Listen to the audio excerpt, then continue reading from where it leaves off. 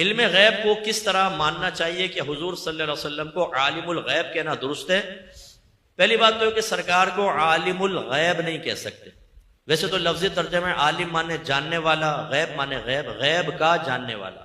ہمارے نبی غیب جانتے ہیں، لیکن یہ عالم الغیب کا ورڈ جو ہے نا، یہ اصطلاحی اعتبار سے اس ذات کے لیے استعمال ہوتا ہے جس کے پاس علم غیب ذاتی طور پر ہو. ذاتی کا مطلب کسی کا دیا ہوا نہ ہو، وہ صرف اللہ کی ذات ہے. باقی نبیوں کے پاس یا ان کے وسیلے سے ہم تک بھی جو غیب پہنچا ہے یہ عطائی کہلاتا ہے. تو عالم الغیب اس ذات کو کہتے ہیں جس کے پاس علم غیب ذاتی ہو، اور وہ اللہ ہی ہے. اس لیے نبی کریم کو اگر کوئی عالم الغیب کہے تو یہ غیر مناسب ہے، اور اگر معنی سمجھ کر کرے تو مشرک ہو جائے گا کہ اس نے اللہ کے ساتھ اس کو ملا دیا معنی سمجھ کر. لیکن عمومی طور پہ معنی نہیں سمجھا جاتا، ایسا کر لیا جاتا ہے. تو بہرحال عالم الغیب صرف اللہ کی ذات ہے. باقی غیب جو ہوتا ہے، غیب ایسی پوشیدہ چیز کو کہتے ہیں جس کو آپ نہ دیکھ سکیں، نہ سونگھ سکیں، نہ چکھ سکیں، نہ سن سکیں، نہ چھو سکیں. یہ 5 ذرائع ہوتے ہیں کسی علم کو، کسی چیز کی موجودگی کو معلوم کرنے کے لیے، اور نہ عقل سے اس کو جان سکیں. یعنی کوئی آلہ ایجاد کرنا، کچھ ایسا ایجاد کر کے جاننا ہو، وہ غیب ہے. جیسے ذات باری تعالی، کیا اللہ تعالیٰ کو آپ نے دیکھا ہے؟ معاذ اللہ اس کی کوئی آواز سنی ہے، کوئی خوشبو سونگی ہے، معاذ اللہ چکھا ہے یا چھوا ہے، یا آپ نے کوئی آلہ ایجاد کیا تھا جس سے وجود باری تعالیٰ پر دلیل ملی تھی؟ نہیں، صرف میرے نبی نے بتایا. یہ ہے غیب. اور اس کا علم جب حاصل ہوتا ہے اس کو علم غیب کہتے ہیں. تو یاد رکھیں لفظ نبی جو ہے نا، نبی اس کا مطلب یہ ہوتا ہے غیب کی خبر دینے والا. نبی آتا ہی غیب کی خبر دینے کے لیے، یاد رکھیں. دیگر بھی ہوتے ہیں لیکن بڑا مقصد کیا ہوتا ہے؟ غیب کی خبر دینے کے لیے آتا ہے، اور وہ دعوت دیتا ہے کہ تم ان چیزوں پہ خود مطلع نہیں ہو سکتے، میں تمہیں بتا رہا ہوں یہ ہے تو میرا کہنا مانو بس. یہی امتحان ہوتا ہے کہ عقل سے جان نہیں سکتے، حواس خمسہ سے معلوم نہیں کر سکتے. اب پتہ نہیں یہ صحیح کہہ رہے ہیں یا غلط کہہ رہے ہیں. تو مسلمان جو تھے صحابہ، انہوں نے کہا یہ تو ہم سوچیں گے نہیں کہ شاید صحیح نہ ہو، ہم کہتے ہیں جو نبی نے فرمایا حق فرمایا. وہ غیب پر ایمان لائے، مسلمان ہوئے. جس نے نہیں مانا وہ تباہ ہوا. اب آپ ذرا دیکھیے، ذالک الکتاب لا ریب فیہ ھدی للمتقین الذین یؤمنون بالغیب. اللہ تعالیٰ فرما رہا ہے یہ وہ ذیشان کتاب ہے جس میں شک کی کوئی گنجائش نہیں. یہ متقین کے لیے ذریعہ ہدایت ہے. متقین کون ہیں؟ جو غیب پر یقین رکھتے ہیں. ایمان مانے یہاں پہ یقین، غیب پر یقین رکھتے ہیں. زور سے بولے، غیب پر. اب میں آپ کو کہتا ہوں، میں ایک بات کہنے لگا ہوں، اس پر آپ کو یقین کرنا ہوگا. کریں گے؟ بولے کریں گے. چلو کر لو، کر لے یقین. کیا سوال ذہن میں آیا؟ بھائی بات تو بیان کریں تب یقین کریں گے نا. اس کا مطلب ہے یقین کب حاصل ہوتا ہے؟ جب چیز معلوم تو ہو نا، اس پر یقین ہوتا ہے. اللہ کیا فرما رہا ہے؟ متقین کون ہیں؟ جو غیب پر یقین رکھتے ہیں. اس کا مطلب ہے ان کو غیب مل گیا، اس پر یقین رکھتے ہیں. اور وہ غیب کس طرح ملا؟ میرے آقا نے بتایا. اللہ ہے، تقدیر ہے، آخرت ہے، میدان معاشر ہوگا، پل صراط ہوگا، حوض کوثر ہوگا، احتساب ہوگا، جنت ہے، دوزخ ہے، عذابات قبر ہیں، فرشتے ہیں، جن ہیں. یہ سب غیوبات ہیں. اللہ کے نبی نے بتائے تو میں دعویٰ کر سکتا ہوں کہ مجھے اور آپ کو بھی علم غیب حاصل. لہذا عقیدہ بس یہ رکھنا چاہیے کہ اللہ تعالیٰ کا علم غیب ذاتی، نبی کریم صلی اللہ علیہ وسلم کا عطائی.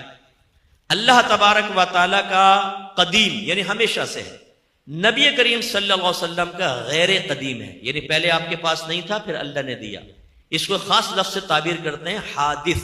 حا، الف، دال اور سا، حادث، قدیم حادث. اللہ تعالیٰ کا علم غیب لا محدود، اس کی کوئی حد نہیں ہے. نبی کریم صلی اللہ علیہ وسلم کے علم غیب کی ایک حد ہے. اللہ تعالیٰ کے علم غیب پر نہ کبھی فنا واقع ہونا ممکن ہے، نہ فنا واقع ہوئی. نبی کریم صلی اللہ علیہ وسلم کے علم غیب پر فنا واقع ہونا ممکن ہے، اگرچہ کبھی واقع نہیں ہوگی، اگرچہ واقع نہیں ہو. لیکن فرق کیا ہوا؟ اللہ تعالیٰ کے علم غیب پر فنا ممکن نہیں ہے اور نبی کریم کے علم غیب پر فنا ممکن ہے. یہ فرق. اور ہوگا کیوں نہیں؟ کیونکہ اللہ نے واضح فرمایا وَلَلْآخِرَةُ خَيْرٌ لَكَ مِنَ الْأُولَىٰ. اے حبیب، ہر آنے والی گھڑی آپ کے لیے پہلی گھڑی سے افضل ہے. تو سرکار تو ترقی مائل بد ترقی ہے، علم غیب کا چھن جانے کا مطلب تنزلی ہے، اور یہ میرے مصطفیٰ کے لیے نہیں ہے، سرکار کے لیے عروج اور کمال ہی کمال ہے، فضائل ہی فضائل ہے، برکت ہی برکت ہے۔ اور اللہ اور رسول کے علم غیب کو جو برابر کہے وہ کافر و مشرک، جو اللہ کے علم کی 4 صفات ہیں، ایک صفت نبی کریم کے مان لے کوئی ایک صفت، وہ کافر و مشرک۔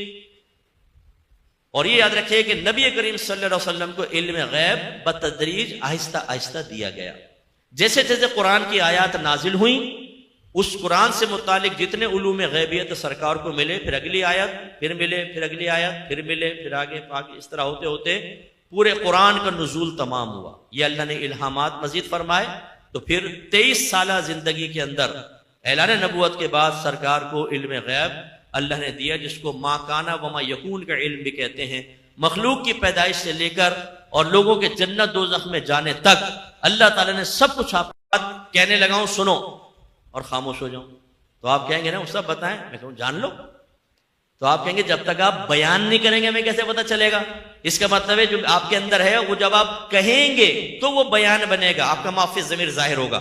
تو علماء نے فرمایا کہ جو اللہ نے فرمایا قرآن کا بیان ہمارے ذمہ کرم پر ہے، اس کا مطلب یہ کہ جب ایک آیت نازل ہوتی اللہ تعالیٰ اس کو حبیب کے سینے میں نہ صرف محفوظ فرماتا بلکہ اس سے متعلق جتنے علوم، نقائط، لطائف اور نکات ہوتے اللہ تعالیٰ سب اپنے حبیب کو سکھا دیتا۔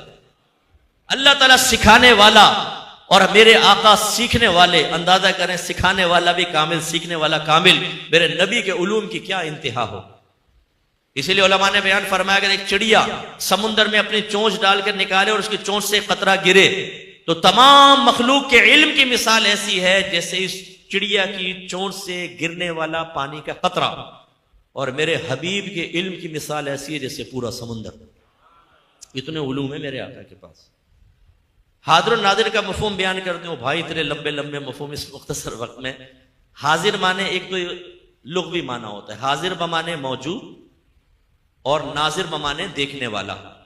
اس اعتبار سے اللہ تعالیٰ کو بھی حاضر ناظر کہہ سکتے ہیں لغوی معنی کے اعتبار سے، لیکن شرعی طور پہ حاضر و ناظر وہ ہوتا ہے جو ایک مقام پر بیٹھا ہو اور اس کو اللہ نے اضافی قوتوں سے نوازا ہو، وہ دور و نزدیک دیکھ سکتا ہو، پوری کائنات کو یوں دیکھے جیسے یہ ہتھیلی، دور و نزدیک کی آواز سننے پر قادر ہو، اور جہاں چاہے وہ تصرف کر سکتا ہو ایک ہی مقام پر بیٹھ کے، چاہے ہاتھ بڑھا کر اور چاہے خود جا کر۔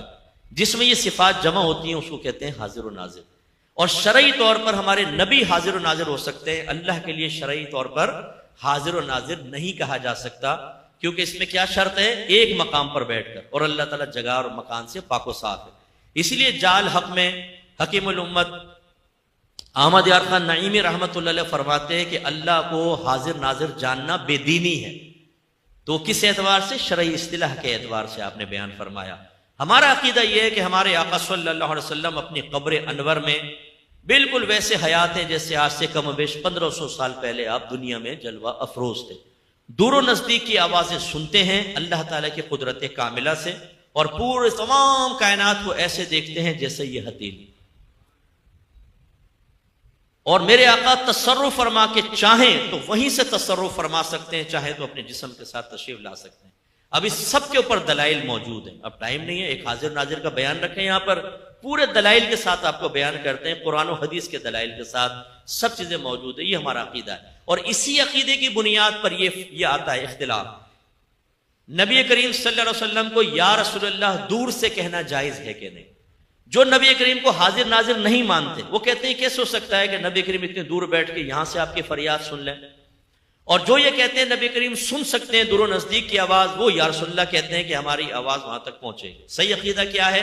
ہمارا مسلمانوں کا عقیدہ یہ ہے کہ جب ہم دور سے پکارتے ہیں تو اللہ تعالیٰ اپنی قدرت کاملہ سے ہماری آواز اپنے حبیب تک پہنچا دیتا ہے، اور جب پہنچا دیتا ہے تو ہمارے آقا سن بھی لیتے ہیں۔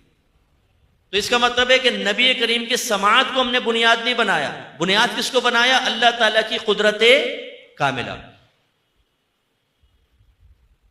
اور یہی نظریہ بڑے بڑے دوسرے مکاتب فکر کے علماء نے اپنی کتابوں میں درج کیا ہے، جو میں چلو حوالہ نہیں دے رہا ہوں لیکن دیا ہے، اور یہی لکھا ہے کہ اگر کوئی یہ مانتا ہے کہ اللہ تعالیٰ قدرت کاملہ سے آواز وہاں تک پہنچا دیتا ہے تو اب وسیلہ کیا بنا؟ اللہ کی قدرت کاملہ، اور پھر نبی سن لیتے ہیں، اس میں کوئی مسئلہ نہیں۔ لیکن اگر کوئی یہ سوچے کہ اللہ تعالیٰ کے بغیر نبی دور کے سن لیتے ہیں، یہ پھر شرک بن جائے گا، یہ پھر غلط ہے، یہ نظریہ صحیح نہیں۔ اعلیٰ حضرت نے بڑی پیاری بات بیان فرمائی۔ بعض لوگ کہتے ہیں کہ اگر آپ یہ کہیں کہ نبی دور سے سن لیتا ہے تو اللہ بھی دور سے سنتا ہے، یہ شرک ہو جائے گا۔ اعلیٰ حضرت فرماتے ہیں کہ اللہ تو دور کی سنتا ہی نہیں۔ کیوں؟ فرمایا ثابت کرو کہ اللہ کسی سے دور ہے۔ وہ تو شہرک سے زیادہ قریب ہے، وہ صرف قریب کے سنتا ہے، دور سے سننا میرے نبی کا خاصہ ہے، کیونکہ میرے آقا جسمانی لحاظ سے ہم سے دور ہیں، اگرچہ ہماری روحوں کے قریب ہیں، ہمارے دل کے قریب ہے میرے آقا، جسمانی لحاظ سے دور ہیں، تو دور سے پکارنا تو نبی کو ہی پکارا جائے گا، اللہ تعالیٰ تو ہماری شہرک سے قریب ہے۔ فَإِنِّي قریب، اللہ نے فرمایا حبیب اگر یہ بندے میرے بارے میں کویسچن کریں تو کہہ دیجئے فَإِنِّي قریب، بس بے شک میں تو قریب ہوں، وہ شہرک سے زیادہ قریب ہے، تو اللہ قریب کی آواز سنتا۔ سمجھ آئی؟ اب میں آپ سے کویسچن کرتا ہوں، آپ موبائل یوز کرتے ہیں، امریکہ میں ایک آدمی بیٹھا ہے، ایک کال کرتے ہیں، اس کی آواز سنتے نہیں سنتے؟ آپ سنتے ہیں؟